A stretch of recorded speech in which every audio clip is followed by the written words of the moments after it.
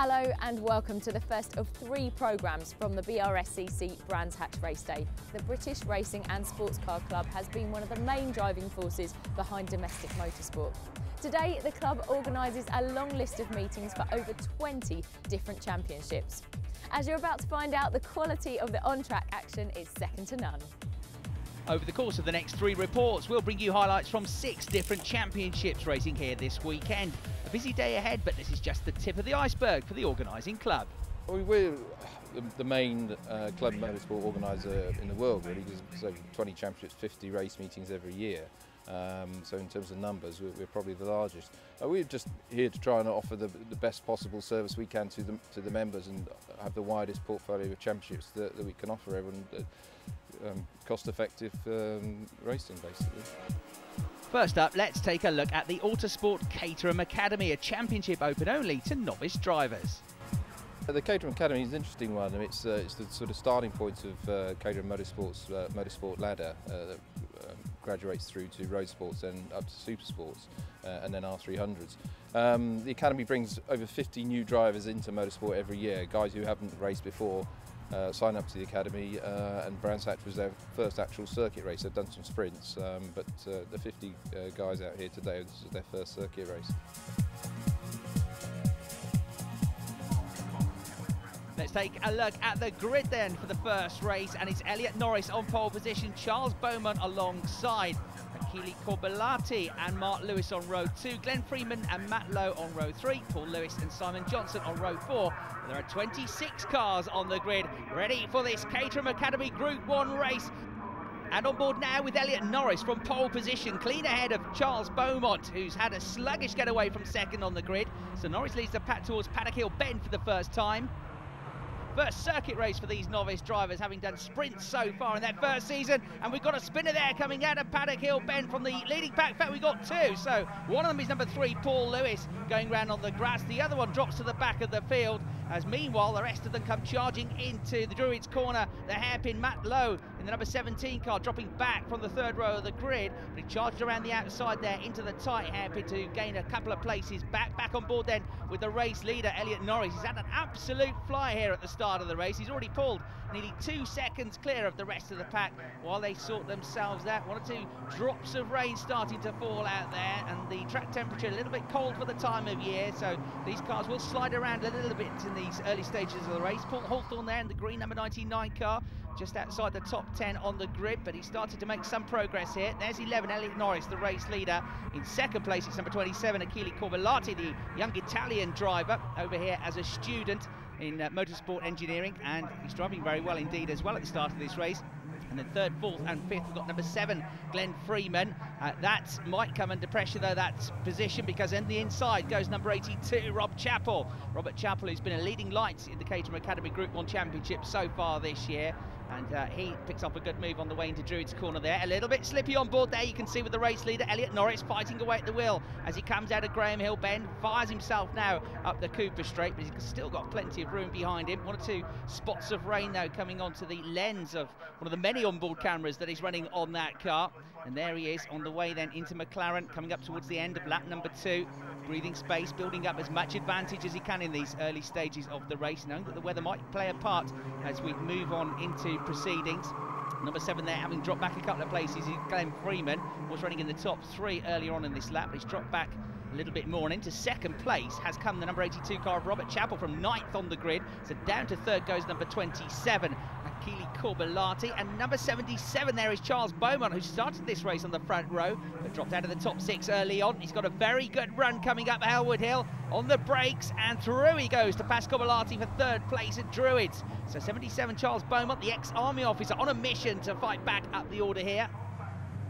And there's battles all the way through the field. This is number 63, Frank Caldwell, under attack from number 8, Duncan Cundall-Curry, who's come from near the back of the grid and made up a good half dozen places in the early stages of this race. Right, the battle for second place is on. Both of these drivers fighting their way up the order on laps 2 and 3 of the race. Number 82, Robert Chappell, 28 years of age, from Norwich.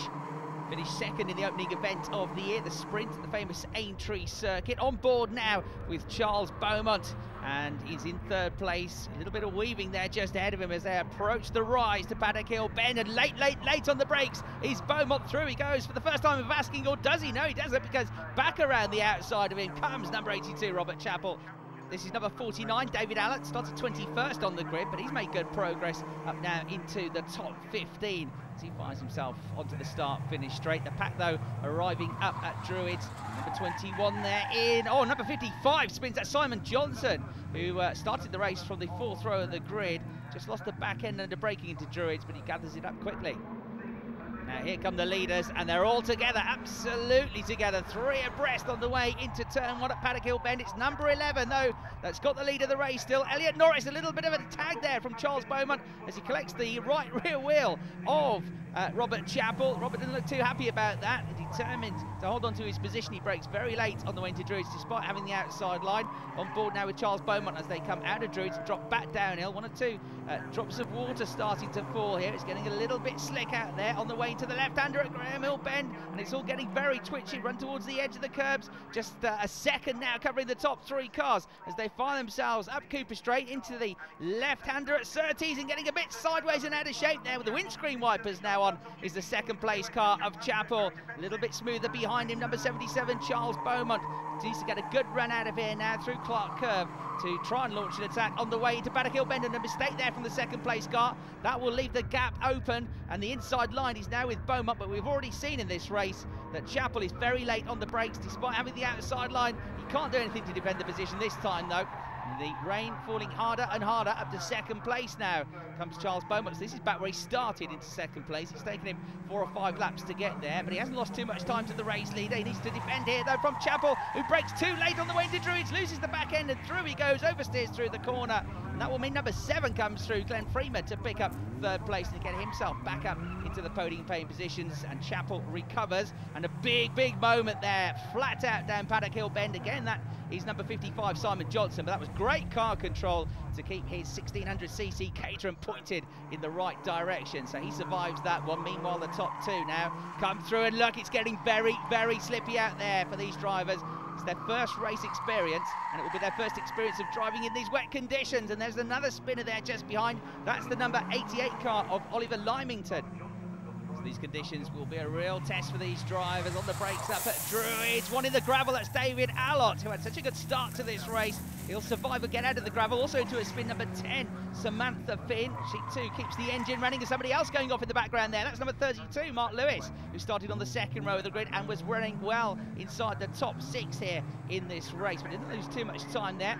Here are the top 2. They survived. They've had their moments. And Elliot Norris, number 11. Oh, look at that, a big power slide as he comes out of Clark Curve. And look at the number 77 car now. Charles Beaumont has got a terrific run coming out of Clark Curve. They're absolutely side by side. The trouble for Beaumont is he's going to have to go the long route around here into Paddock Hill Bend, and just about closing the door and gritting his teeth and holding on to that position is Elliot Norris, but he's got a real fight on his hands here in the closing stages of this race, and they've got back markers to deal with now as well.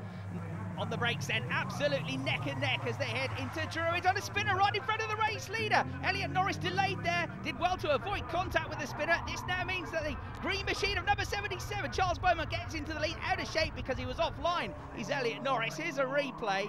And watch this, nowhere to go for the race leader. It was number 23, the blue and pink car of Mark Cox, that spun, and he did incredibly well to avoid contact there, but he just threw him offline, and Charles Beaumont is gifted the race lead. Is there time for Norris to fight back? Probably not, and especially not if he keeps sliding like that.